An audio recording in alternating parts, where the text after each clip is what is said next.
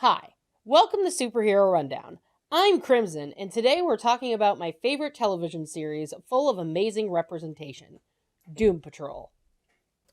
Doom Patrol is one of those unique shows that shows its strangeness and goes overboard, but in a smart way. More TV superheroes, just what the world needs. Be honest, have you hung yourself yet? After 13 pointless, meandering episodes of character-driven schlock, we can finally get to the show that everyone wanted to see in the first place. I'm in a full-blown psychological crisis, and you're offering me ecstasy. Good shitting Christ, we're all the way through the looking glass now. And that's just a sample of some of the dialogue. I mean, they gave Brendan Fraser money to say what the fuck every episode, which is just a smart business decision no matter how you slice it. The opening credits slap in a way that is quintessentially Doom Patrol as well. However, all that pales in comparison to what the show is really about. Representation, and not just of LGBTQ+, but also of mental health issues as well, like dissociative identity disorder and Parkinson's. Instead of going through each season and switching between characters, I'll just highlight some of the important points of exploration with Negative Man, Danny the Street, Crazy Jane, and Robot Man, as they are the best in terms of representation. Let's start with Negative Man. They changed him to be a closeted gay man for the show, and quite frankly, it works. The negative spirit that inhabits his body for the first 2 seasons shows him things he needs to see. And while they can't understand each other immediately, Larry Trainor, the host, does learn from him. A lot of what appeals to people about Larry is his struggle of acceptance, both with himself and his family, be it his actual family or the Doom Patrol. Part of the reason that Larry is such a compelling character is that he is shown to be in a closeted relationship with John, whom he finds in John's old age. Larry doesn't age thanks to his merging with the negative spirit. He tells John he hasn't lived since the accident and won't tell his sons. John tells him to move on from him. Larry tells him about Negative Man, or at least tries to, but John falls asleep or dies. It's not clear.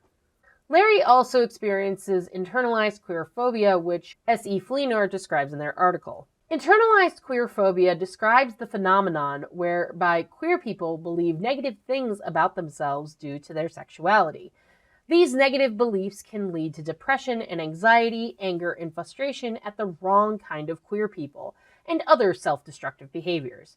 Doom Patrol excels in using the existing relationship between Larry and the negative spirit, which is present in the comics, to explicitly explore how Larry feels about himself and his queerness, unabashedly revealing the negative effects of internalized queerphobia on both individuals and their relationship with others. In the second season, Larry goes to see his family and comes clean about being gay to his son Paul, until his son fucks it up and calls the Bureau of Normalcy on Larry, which is akin to kicking your gay child out of the house for being gay. And while Paul is an asshole, he isn't one-dimensional. He's angry and upset. He's hurt that he had no word from his father for 70 years. And that's not on him, it's on Larry.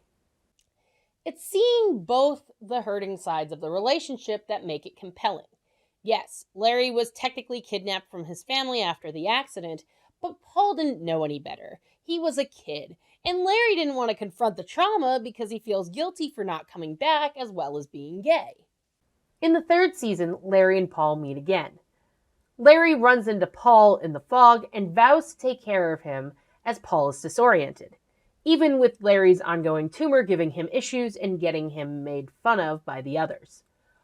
Paul and Larry argue about the Bureau, which Paul has been working for. Larry stands up for himself and tells Paul that he was protecting them because he hasn't been able to touch anyone in over 70 years. Paul leaves at Larry's request. And I don't know if we'll see any more of Paul, but I do like that he keeps coming back and is a catalyst for Larry to discover more about himself as a character and as a member of a new family. While there's no shortage of out and proud superheroes on the CW, Most of them were introduced into their respective shows as having already embraced who they were and were shown to have supportive families. Apart from Alex Danvers during Supergirl Season 2, no LGBTQIA character in a superhero show has ever been depicted coming out of the closet. Even then, Alex didn't have any issues reconciling her life with that aspect of herself and didn't face any outrage from her family.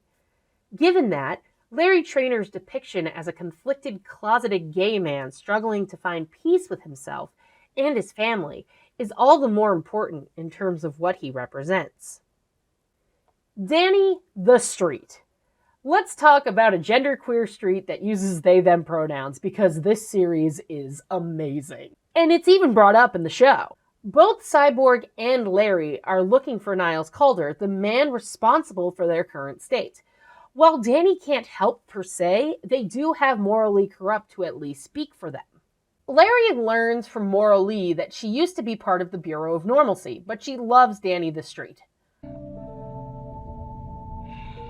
Normal ain't nothing but a state of mind.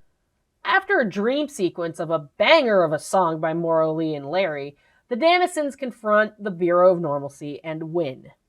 In the first season finale, because of plot, Danny becomes a brick and tells Dorothy, Niles' daughter, that he doesn't want to imprison her anymore.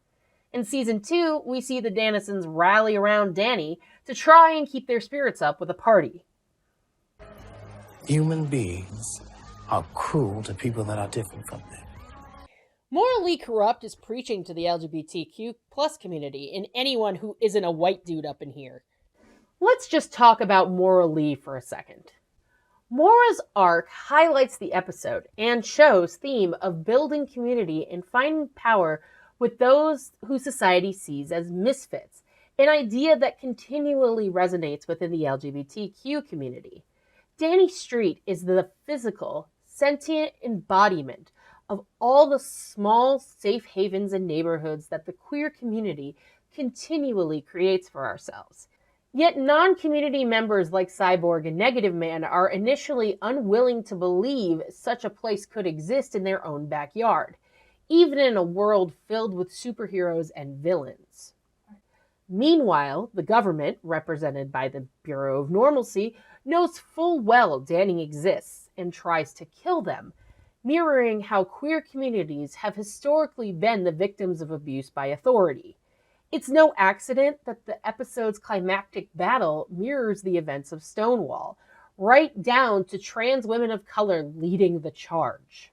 The world needs our open hearts and minds, so people like us don't have to suffer and live in fear.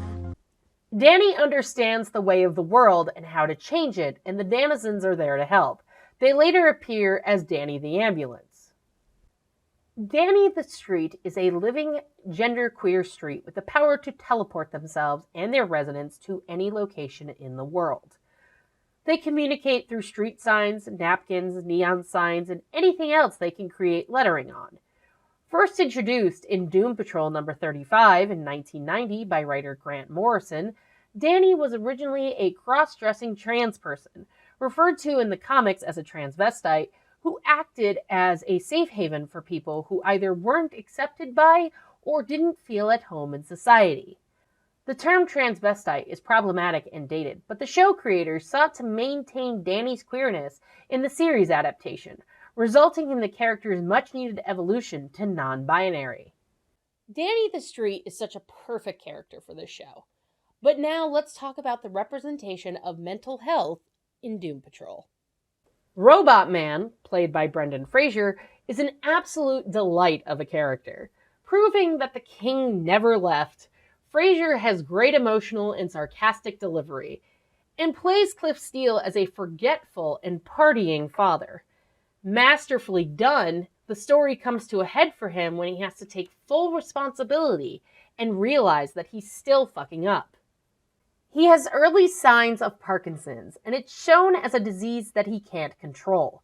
He tries to order meds, but goes way out of control, and his daughter Clara helps him out of it. Cliff decides to live for his daughter and grandson. Brendan Fraser even yells "what the fuck" to Brendan Fraser in his subconscious, and it's great. But the deeper thing here is that Parkinson's is a disease, and that it can't be helped as Robot Man with a human brain deteriorates. Then there's Jane. A lot of people don't know about dissociative identity disorder, but this series nails a lot of the symptoms and signs.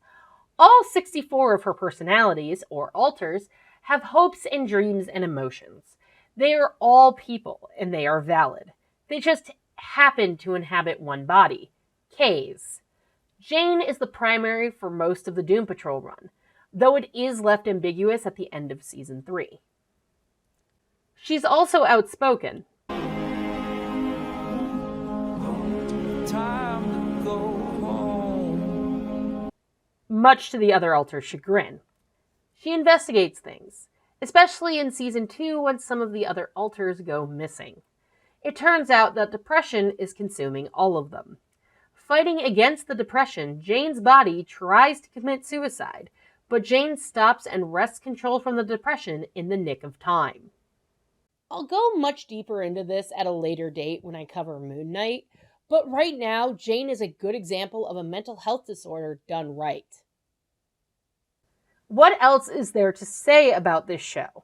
It's funny, insightful, and it focuses on the characters. It's another great example of television that is representative of various groups of people and not just cis white dudes. But don't take my word for it, smarter people can sum up Doom Patrol for me, like Graham McMillan in How Doom Patrol Avoids WandaVision's Biggest Flaw. Whether it's the metatextual humor of Season 1 villain Mr. Nobody, Alan Tudyk clearly having a ball, the camp glory of Danny the Street, a genderqueer sentient piece of urban geography that can teleport around the world, and all their citizens, or simply the level of fucks Cliff Steele doesn't give when dealing with the weirdness surrounding him regularly. Doom Patrol functions almost as well as a comedy as it does a drama. And don't get me started on the running gag in the show's first season about Animal Vegetable Mineral Man.